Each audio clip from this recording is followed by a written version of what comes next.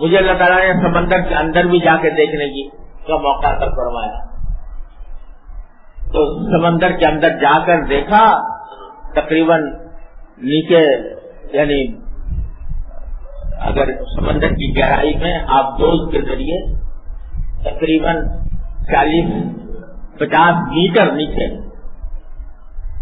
جا کر دیکھا تو معلوم ہوتا ہے کائنات ہے جو آباد ہے اس سمندر کے نیچے.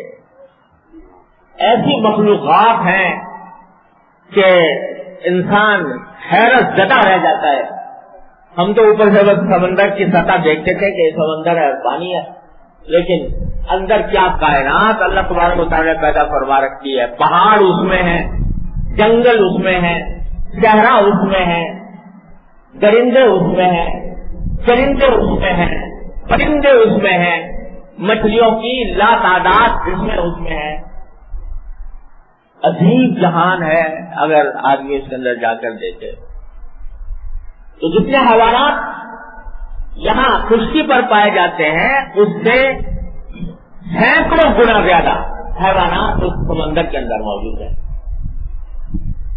وہاں مرتے بھی ہیں، وہ اپنے قضائے حاجت بھی کرتے ہیں اس میں، اور مرتے بھی ہیں.